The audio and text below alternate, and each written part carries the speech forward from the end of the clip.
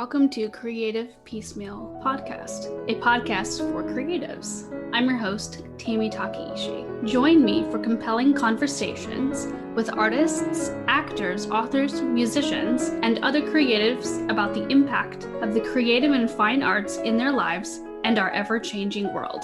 Thank you for listening.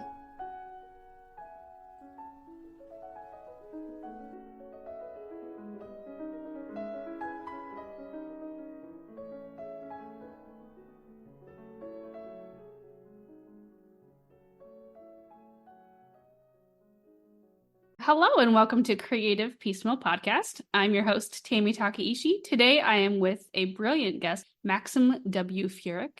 He is a former psychologist and addictions counselor. He's an author, researcher, and speaker, having written extensively about emerging drugs of abuse. But he has also pivoted to a very fascinating world of paranormal research, and he has several books on tap regarding that, and has even interviewed the famous Ed and Lorraine Warren. Oh, yeah. They're Yeah. super cool. So, Max, welcome to the show, and let's get started with your origin story, wherever you want to start, but like how you got to where you were and how you pivoted into paranormal. Well, thank you, Tammy. Thanks for having me on your program. And I don't know if the word brilliant works, but thanks for throwing that in the intro. But like a lot of, I'm a baby boomer. We're the folks born between 1946 to 1964. And, after World War II, there were a whole lot of us. I mean, more than, they expected. And we were loud, we were mouthy, we were opinionated. We were the idealistic generation. And we thought that we could save the world and make the world a better place through like women's rights, gay rights, anti-Vietnam, civil rights, just a whole lot of things. And we had the time to do that because of all the sacrifice that our parents and grandparents, made. So, that was pretty much who we were. Like many of my peers, I had a really love for rock and roll. And my early beginnings where I was a rock and roll journalist, I think the most exciting thing I did was I interviewed Hall & Oates. It was a 45-minute interview in Boulder, Colorado, in a room reserved for just in case. And in order to get that interview, I had to contact Tommy Mottola, and he was the music mogul in New York. He was married to Mariah Carey. They were the power couple at the time. And but anyway, I had to write a letter to him and request the interview, and that was pretty cool. So anyway, I had a chance to interview, a lot of bands, a lot of washed up bands, a lot of nostalgic bands. But my biggest accomplishment was I got a lot of free tickets to concerts. So I worked as a rock critic, just for the concert tickets. But it was a lot of fun, and that brings me much joy.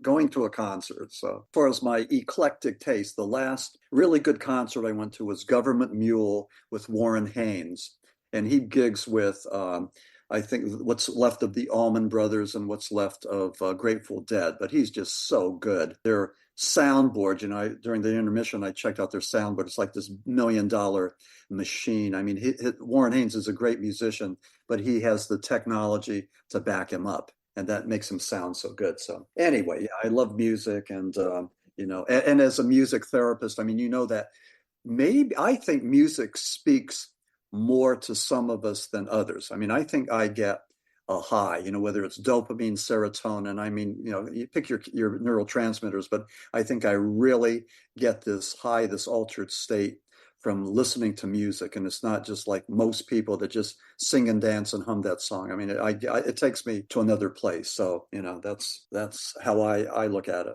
That's wonderful that you have such a connection to music and that you were able to do something really neat, which is, rock and roll journalism and, go see bands and experience that. Do you have a favorite memory from that time of your life? Well, I was going to say this before we continue. There's a psychological term called sublimation, and I think me and a lot of other people would like to be on stage with a Stratocaster in front of thousands of people. And since that didn't happen, then you go to plan B and you sublimate. And so I wrote about it. And that was, the kick, and I got a vicarious thrill from doing that. But I'm a baby boomer. I'm in my, I'm in my 70s.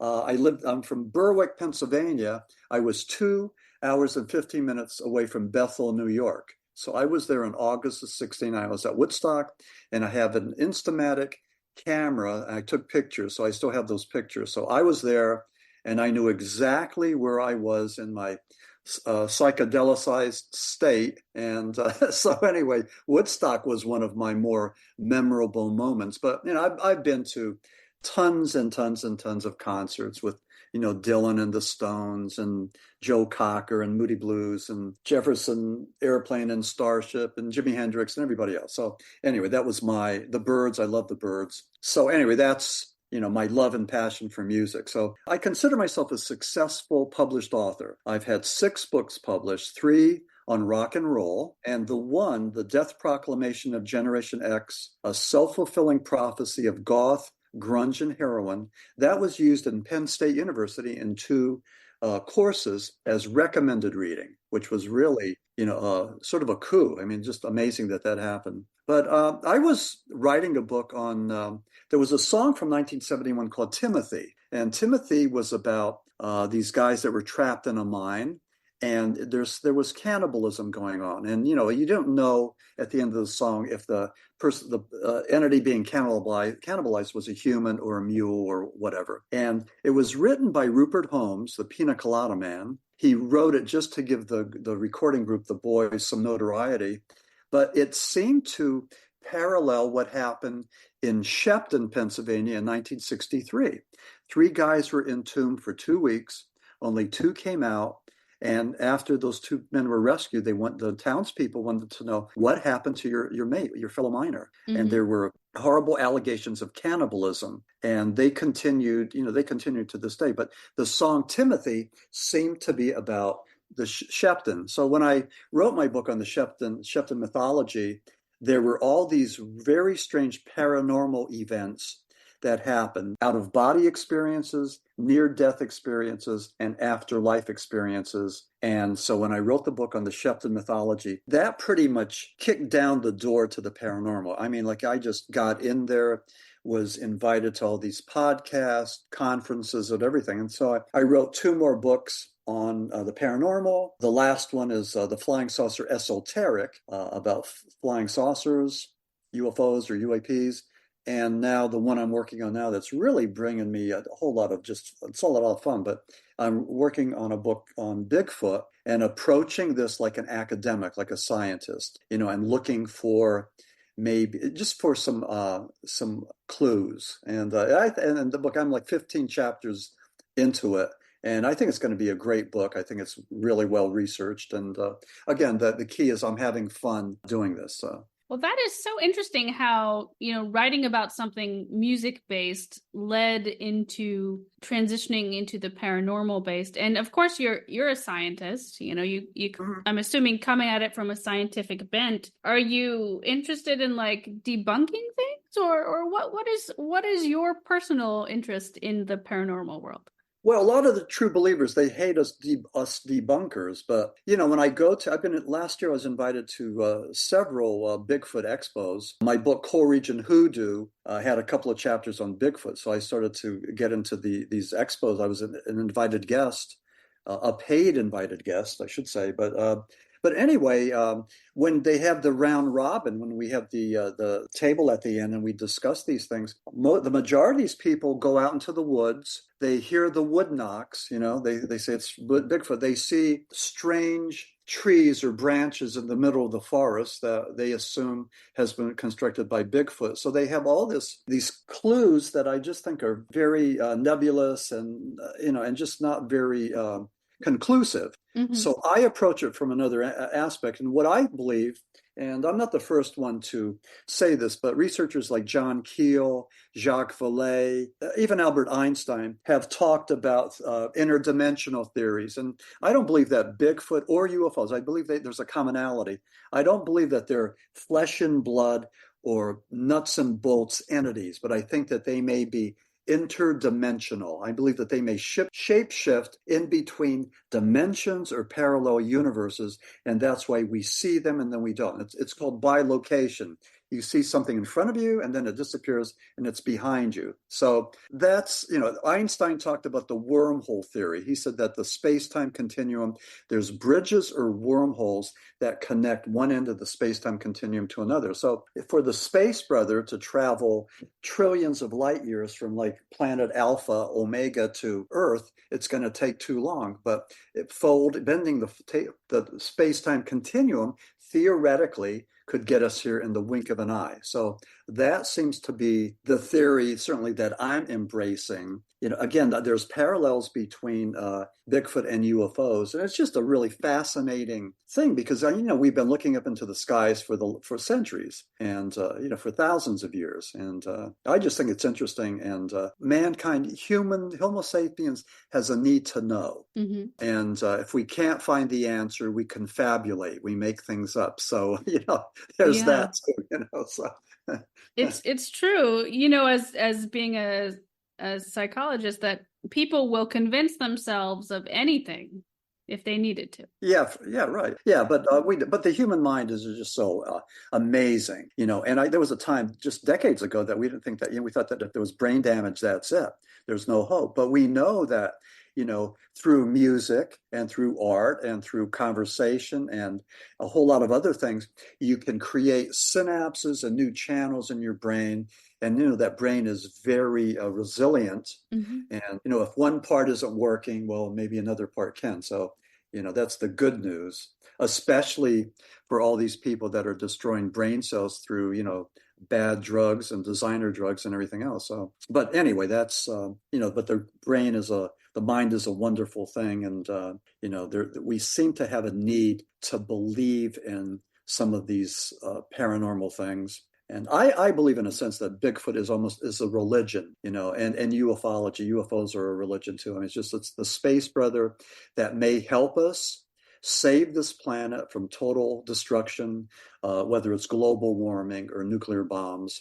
I mean, we're on the brink, and I wish more people would say, we better pull back and do something as far as global warming and polluting this earth. And, things are getting worse with hurricanes and the weather patterns. And it's a lot of this is man-made, just too many carbon emissions and, pollutions and everything else, so pollutants. So anyway, I'm hoping that you younger folks are going to go and run with that battle flag and, maybe get things done. I mean, how's it look from your end as far as global warming? I mean, is it anybody doing anything? I haven't seen too much where I live, but I certainly try, at least in my own small way, to I commute a lot for work, and I try in my own small way to plan things out so that I'm not on the road too much, not only to better utilize that. And one person may not make a difference, but if everybody was doing things like that and planning out their commutes a little more efficiently, it could do something. But even maybe some of your listeners listening to you and saying that, hey, that sounds like a good idea. Maybe I'll try that. So, we all can inspire one another, and maybe that's why we're here. And, but even with values, I mean, as long as you maintain your values and I do, at least there's two of us and hopefully two more and two more. So, I think that's the way. I mean, and whenever I get down about how bleak the political spectrum is, and just a whole lot of other things, I just say, wait a second, this isn't me. I don't do that. I have different values. And, as long as I don't lose that, I'm still good, I think. I have, so much hope for the future in the younger generations, because the younger generations seem to really be embracing a healthier lifestyle, whether it's through exercise and yoga or mindfulness and being more open with seeking mental health help, things of that nature, and in tapping into their creativity. So I feel like it's such a great thing that they're getting into, and encouraging, I would hope, the older generations to be like, oh yeah, I should get in touch with that as well, or maybe give that a try. So yeah, I think the younger generation, I think they're embracing, maybe three things, like maybe technology, ethnicities. I think one of the fastest growing ethnicities are multiracial, and that's something new. We didn't see that, when I was growing up. And then also sexuality. I mean, identifying, how you identify yourself sexually, gender-wise. And that conversation, us older folks never have. I mean, but the younger people are. So it's interesting how those facets have changed, and there's a lot of energy there. So but youth should do that. Youth should have the ideas and creativity and the movements and the protests and all that. That's vital. We need that in our society. And, just like the baby boomers, did all that, outrageous things in the 60s. But I mean, it made a difference. I think it made a difference, at least for the moment it did. I don't know how lasting it was, but maybe every generation has to figure it out for themselves and do their own thing. Maybe that's how it works. You have written about what you call celebrity blood voyeurism and how there's negative impacts because people get really attached to certain celebrities and fascinated because things to look up to or things to idolize, or like you'd mentioned sublimation earlier, Yeah. And I'm just curious your thoughts on, because obviously creativity is wonderful, but it's in a way a double-edged sword, because if you get to a certain point of success, there's inherent dangers there. Yeah, and one of those is fame. If you have your moment in your 15 minutes of fame, I mean, that's a very heady thing. It's like an aphrodisiac. Sometimes you hit it out of the park, and then the second time around you're not as good. It doesn't resonate as well. You might have had a number one hit, but then everything else is like, 5, 10, 15, whatever. You're never going to hit number one again. And so that's hard to take. Fame is, I think Steven Tyler of Aerosmith said that fame was like 100 or 1,000 chickens pecking at you at the same time. Sylvester Stallone, I remember I saw a documentary about him, and he talked about the gloom, the darkness, I call it, what do I call it? It's just the darkness, that human darkness, that the peaks and valleys, that you can have those valleys. You could have, like, for example, this wonderful interview, this podcast interview, and then after it's all over, I just go back to my lonely little existence. Not really, but but when you get off the stage, it's lonely. And a lot of these entertainers, and I mean, there's so many that would use pills. They would use stimulants to get on stage, and then when they get off stage, they are so jacked up, so hyped up, so amped up that they have to get down, and they'll use barbiturates or benzodiazepines or whatever, whatever drug will get them down. So they get into this cycle and they get into this addiction where they're up and down, and they're dependent on these drugs. It's a tough road. I mean, I know I was working for the Pennsylvania Department of Health, and I was doing all these trainings. I was on the road a lot. And I know how that is. I know the euphoria of being on stage and reciting your lines and doing all that. But then when you get off there, I know that other side where you're almost depleted, and it's just just a very, very extreme. It's two extremes, two different personas. So being famous and being successful doesn't come without penalties. And fame is certainly one of them. Self-doubt, all the things. I mean, you cannot ride that wave, that crest all the time. I mean, that happens. And if you can experience that, well, then savor it and enjoy it. But, you don't always stay there. But I mean, I look at my books. I mean, some of them have been tremendous. I hit it out of the park. Some of them haven't done as well, but that's okay, because I'm working on one that's going to be the best, Bigfoot cryptid book out there. It's going to be one of the best, and I'm just excited about it. And by researching this and learning about missing links, and man not coming from apes, but man and apes having a common ancestor, and then the apes going into the trees and adapting, and man splitting and going up into the trees and adapting, and then finally Homo erectus and Homo sapiens come down out of the trees and learn to walk, and tools and fire and everything else. So I'm just learning so much about anthropology and cryptozoology and all this stuff. It's just like another chapter, another bunch of stuff that I didn't know a whole lot about, but I do now. And and again, with the synapses, it's brand new stuff. And I think for all of us, I think the key,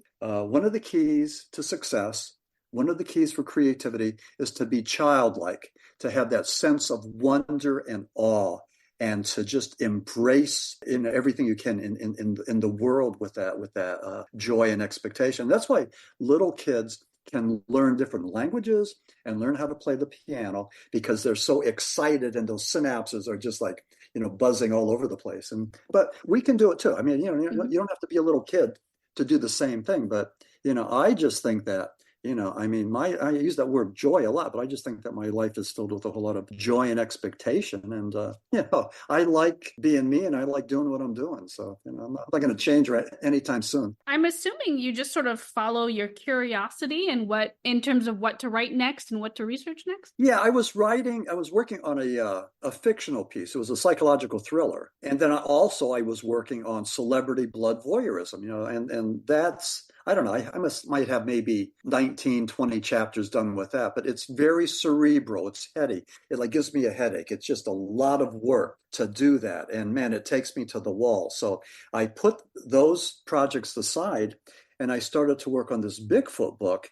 And man, it was just coming and coming. And I mean, I don't know, the energies were just being channeled through me. And this is where I really needed to be, with this Bigfoot thing. So, I mean, it's fun. And I mean, it's not any less academic than anything else that I do, but it's just, because I approach it as an academic, but it's just been a lot of fun for me. And maybe because of the newness. I don't know, maybe it's that. But yeah, I think I do follow my curiosity. But, most of us writers, we write things that we enjoy and that turn us on and all that. I mean, you have to be having fun with it, or why do it? Well, speaking of writing, do you have any writing rules or guidelines that you follow and any that you just absolutely don't follow?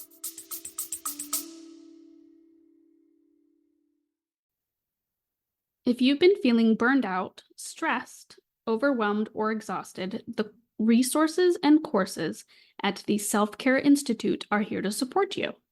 The Self-Care Institute was founded by Dr. Ami Kunimura and provides support for individuals and organizations with burnout prevention, burnout recovery, and stress management. I've personally taken a few of these courses and found them to be super helpful, both professionally and personally.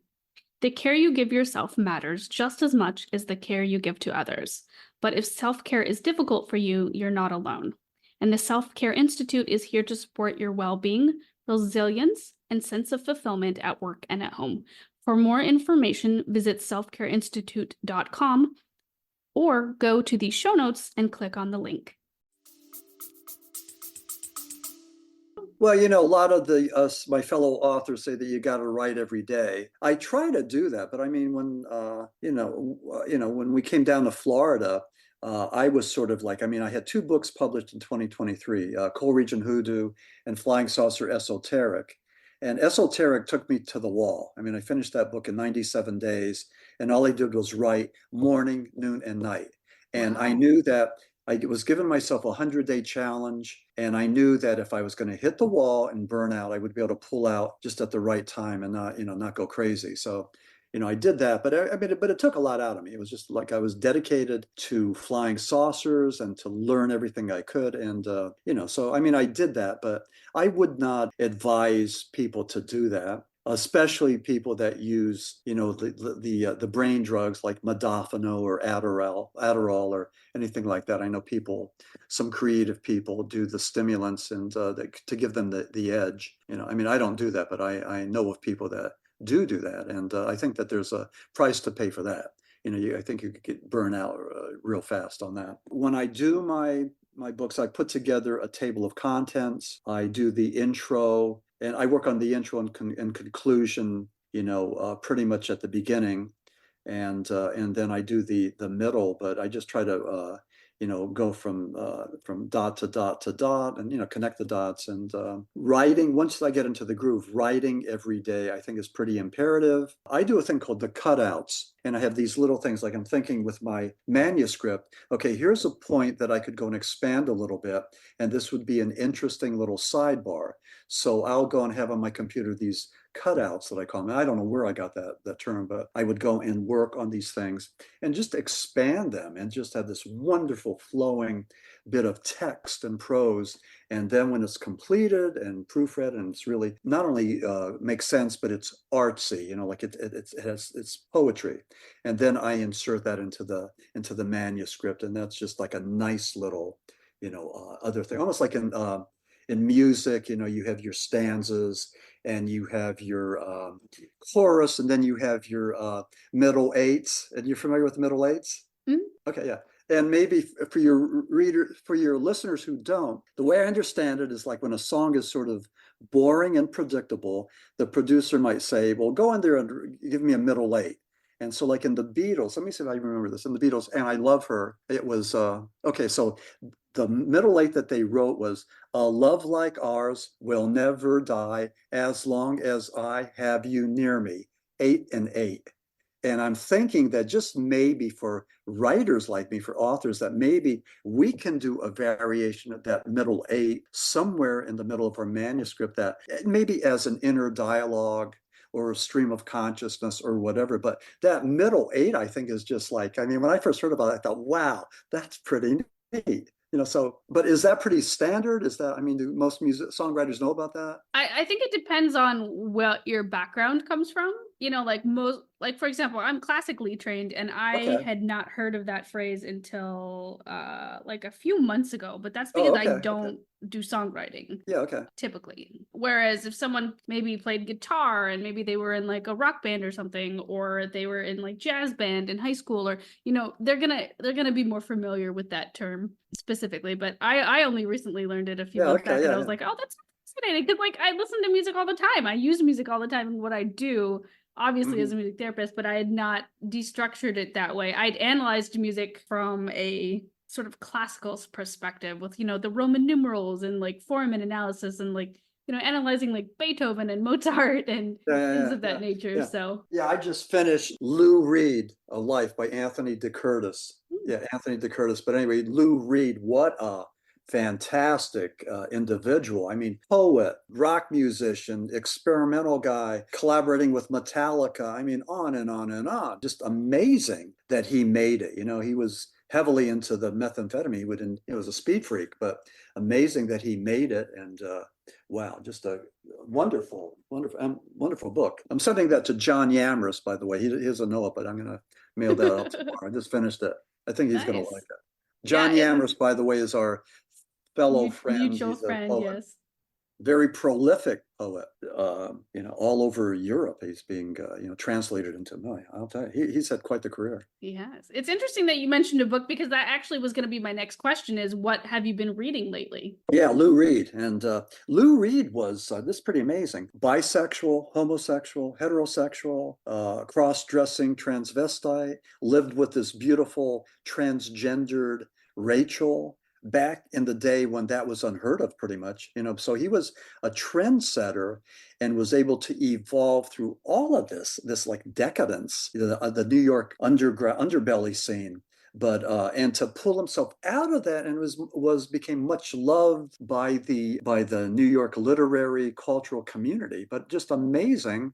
He went to school in Syracuse, and he became a protege of Delmore Schwartz, who was a poet there and avant-garde poet. So anyway, Lou Reed. I mean, I've always been a fan of the Velvet Underground, and just that very decadent S&M, the whole thing. But Velvet Underground were around in the 60s when they had all these psychedelic bands, but the Velvet Underground were like almost like the counterpoint to all the love and peace and psychedelia that was there. I mean, they were leather jackets and all this other stuff. So it's amazing what they pulled off. But the book, it was really good. And Lou Reed is just pretty incredible individual. And what a resume, what a career he's had. So it was just nice to read that book. And I wrote a book called Somebody Else's Dream, The Boys Dakota and Timothy. It was about the song Timothy. And that was my rock and roll biography. But Anthony de Curtis is just, I mean, the books are similar as far as being well rehearsed and written. But Anthony is so much better. He's the quintessential rock journalist because he peppers it with metaphors and with just wonderful poetry. And that's a writer. And I appreciate that. And as I read this, I read it just for knowledge and entertainment, but also just to learn his craft. And so he's also a rock journalist, as I am, but certainly up there in the ether, but a cool guy. I've always respected him and liked his work. And that's kind of nice as an author to be able to appreciate other authors and to talk about them. I sort of write like I'm a combination of Joyce Carol Oates meets Ernest Hemingway. Joyce Carol Oates, that very flowery, wonderful prose. I mean, God, I love her. And then Ernest Hemingway, who was just very sparse and would talk about, the table stood there as they spoke, breathing life into these inanimate objects. And everybody tried to write like Hemingway, but nobody can. I mean, nobody can do that. So anyway, it's just it's good to be a writer. One of the joys is to have a book signing that people come up and say, "Hey, I read your book and I like this about it."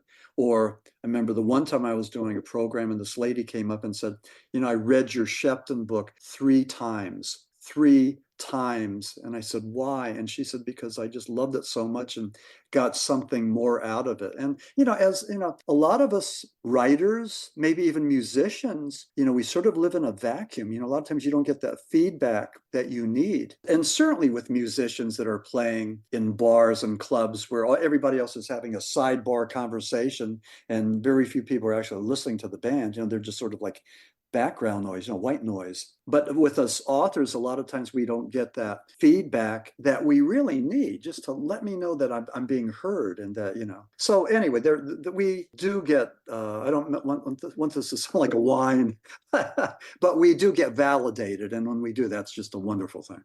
Yeah. No, I feel like that happens a lot in the creative fields. The need for validation, but it doesn't always happen because, maybe people feel uncomfortable with validating an artist. Maybe they're too shy to come up and say, "Hey, I really loved that song that you did. It made me cry," or something, Yeah. Or even people are shy or afraid to write reviews on Amazon or Goodreads because they think they might come across as being sort of foolish or stupid. And that's because they don't use the words like us writers do. I mean, they haven't learned that craft. And I mean, we're fortunate that we've been able to use these words as tools, and and we could write about to express emotions and things, but not everybody can. And so I think people are reluctant to put reviews on a platform like Amazon, which us authors really need. I mean, it just shows the world that people are reading our books and have something to say. And then podcasters will see that and say, "Okay, well, this book is resonating. Maybe I'll contact this person." And so, but that's one thing that us writers talk about a lot. How difficult it is for readers to actually post reviews of our books. I feel like that is because I have so many writer friends, and they're always saying, like, they get so excited when they get a review and they're like, "Oh, it made my day, it made my week." Sometimes reviews will make my friends cry because they're so touching. And I was like, does this person realize you have this reaction to their review? Yeah. Well, we're only human. We're all the same. I mean, we all seek validation. We all want to be heard. Of course. And I'll tell you what, the best thing about human beings is the connection. When you make that connection, that's the joy in life, connecting with like-minded people. And, it's almost like we're on a journey, and, and we sort of like say, "You're doing okay. You're going in the right direction." We just affirm one another. And I think that's one of the, again, the joys. I think I've used that word 20 times, but it's one of the joys of life. And, so. That's one of the reasons why I podcast, is to spread that knowledge and lift up those voices, and also for the connection, not only for me, but for the listeners, And this conversation seems to be going well, Oh, yeah. Very. Have you had conversations that didn't go well, that the person you were interviewing either didn't connect or talk or wasn't spontaneous or what? Any of the above? I've had situations where I could tell that it took a little bit for the person to sort of get grounded and feel comfortable. Yeah. Because people get nervous, especially if they're a first timer on a podcast. Yeah. And as much as I love to think that I provide a warm environment, people are still going to be nervous about it. So I can usually tell, it usually clicks in about 20 minutes into talking with someone, that their guard will finally drop. Yeah. But for that first 20 minutes, I wouldn't say it's like pulling teeth, but it's harder. Yeah. I'm like sitting there knocking on the door going like, "Let me," But with your warm environment, what that is, you're like unassuming and non-threatening and, easy to talk to, so that's a gift. So, Well, thank you. Yeah, it's interesting because I don't have a degree in communications or anything like that. I have a master's in music therapy, a master's in music education, and my undergrad is music and English, but I did always feel like I could talk to anyone. Yeah. Well, and that's a good thing, yeah, to make that connection. The celebrity blood voyeurism that I think you asked me something about that like a couple hours ago when I went into another tangent, but I was writing for a magazine called Counselor, the magazine for addiction and behavioral health professionals. Mm. So I had a column called Cultural Trends, and I pretty much was writing about drugs like bath salts and synthetic cannabinoids and MDMA, ecstasy, dextromethorphan, all these designer drugs, all that stuff. So I really had a passion and an affinity for these drugs just to learn about them. And I coined a phrase called celebrity blood voyeurism. And that is society's pathological fixation with celebrities like Amy Winehouse and Elvis Presley and Jim Morrison and Janis Joplin and so many others, Philip Seymour Hoffman, that just self-destructed. And the stories are pretty much the same. These people reached heights of fame and success and popularity, and then also somewhere along the line, they became addicted. All these are cautionary tales. But we keep on seeing this, generation after generation. And, that machine, that fame machine is very, very destructive. And a lot of artists get cynical and, stay away from their public. And then some of the public gets just crazy and stalks the celebrity, and they have a fixation. And so, it's just a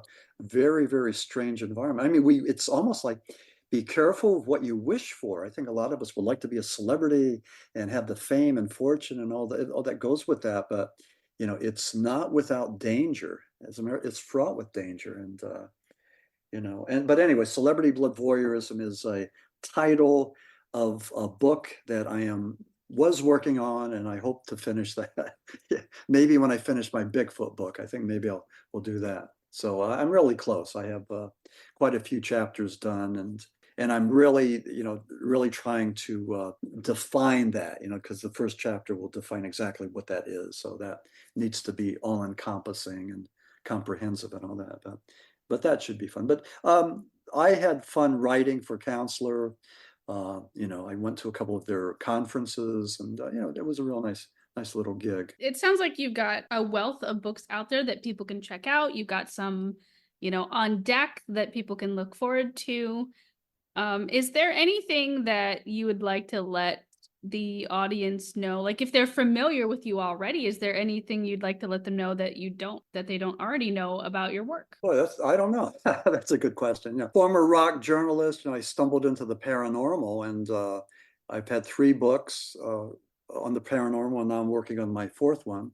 I like what you said earlier about following my curiosity. It's just a lot of the stuff. The main factor, it's not making money, but I think it's about meeting people and that sense of accomplishment when you finish a book, realizing where you were during that time. It's almost like tattoos. A lot of people have tattoos, and each tattoo may be representative of a life change or a trauma or a struggle or something that they were going through at the time. And I think the books are like that. When I look at my 6 books and some of the other things on my library shelves, I mean, it's just nice to see that, and to they represent parts of my life, different stages of my life, and I really enjoy the creative process. I enjoy being around creative people, and I think maybe more than anything else, I think that one of my skills is just in marketing and promotion. And I don't know if that comes across with this interview, but I mean, I think you either get a publicist or an agent to do all the dirty work, or you do it yourself. I mean, I like people, and I like networking, and I like to schmooze, and that brings me great joy. I would think that if anybody's interested in any of my books, you could contact look on Amazon, or if I may, I have a website, and it's www.maximfurek.com. That's MAXIMFUREK.com. And that tells a little bit about me and a little bit about celebrity blood voyeurism and just the whole thing. But you could just take a look at that and see what I'm all about. And, I think I'm, eclectic. And I like that. I mean, I like just wearing a lot of different hats. And, the message I try to give to people is you can wear as many hats as you like. And I know I was talking to a fellow author who was just specializing in a very, very narrow genre. And we were talking and we became friends. We were both on a podcast years ago. And we got to, to become friends. And he said, boy, wish I had a resume like you. He said, you really have like a nice little array of books and interests.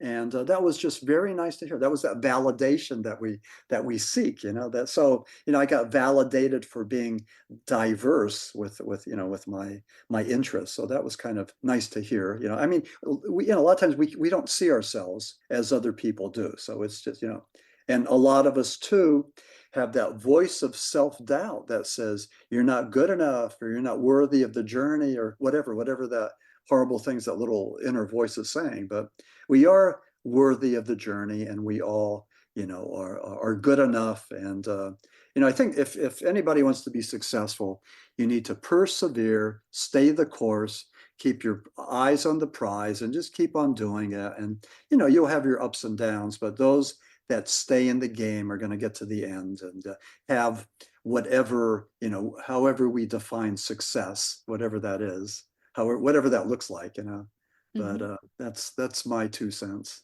And that's so true. Yeah, we all in our own ways have various versions of self-doubt or just the strong need for that validation. Like I was interviewed myself not too long ago for a magazine piece, and the person said something like, "Oh, do you have any podcasting advice? Because you're an expert." And I was like, "Oh, I don't think of myself as an expert."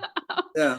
I just fell into this. Yeah. And why is that we shy away from that word expert? And I know we're not all experts, but I mean, we are authorities or resource people on certain areas. So, I mean, I don't know. I mean, I would consider you an expert on podcasting. I mean, even though we always push back on that term, because I think it sets the bar a little bit too high. And I think that's what it is. I really appreciate your energies and your positivity. And that means so much in this mean old world out there, so let's, keep on smiling and staying positive. And and I really appreciate the interview tonight.